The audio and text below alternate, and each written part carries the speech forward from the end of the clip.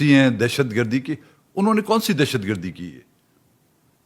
ایک پرامن جلسہ یہاں پر وہ آئے, ایک لاٹھی بھی ان کے ہاتھ میں نہیں تھی جب اسلام آباد میں آئے, لیکن ان پر لاٹھیاں برسائی گئیں.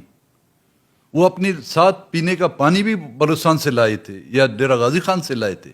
آپ لوگوں نے سرد راتوں میں ان پر پانی سے کینن سے ان پر اسپرے کیا, ان کو جیلوں میں ڈالا, تھانوں میں ان کو بند کیا. ہمارے بلوچستان کی روایت ہے کہ دشمن کی خواتین بھی ہمارے سامنے آ جائے تو ایز اے روایت ان کو عزت دینے کے لیے اس کے سر پر ہم دوپٹہ ڈالتے ہیں. ان کے دوپٹے یہاں پر اتارے گئے, ان کے کھینچے گئے. کوئٹے کے سڑکوں پر ان کو گھسیٹا گیا.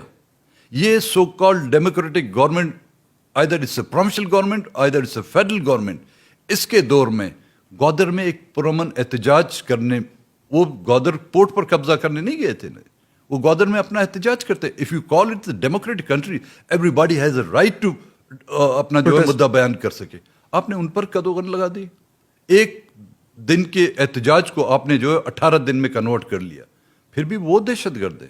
وہاں پر جو لوگ گولیوں سے مارے گئے, شہید ہوئے, وہ مارن کی ہاتھ میں کوئی بندوق نہیں تھی, وہ آپ کی سیکورٹی فورسز کی بندوقوں سے وہ شہید ہوئے. وہاں پہ جو زخمی ہوئے جن کے سروں پر لاٹھیاں لگی ہیں, وہ پولیٹیکل ورکر یا وہ بلوچ نوجوان نہیں تھے, بلکہ آپ کے پروونشل گورنمنٹ کی پولیس اور لیویز کے ہاتھوں وہ زخمی کر دیے گئے. پھر بھی دہشت گرد وہ ہے. کیا آپ بلوچ سردار جو ہیں, جو خاص طور پہ پالیٹکس کرتے ہیں, مین اسٹریم پالیٹکس کرتے ہیں, کیا آپ لوگ یہ مہرنگ فیکٹر جو آیا ہے, جو اب بلوچ یوتھ ایک اور سائڈ پر کھڑی نظر آ رہی ہے, اس کی سوچ مختلف نظر آ رہی ہے, کیا آپ کو لگتا ہے کہ آپ لوگوں کی ریلیونسی اس نظام میں ختم ہوتی جا رہی ہے؟ It's versus state versus Baloch youth.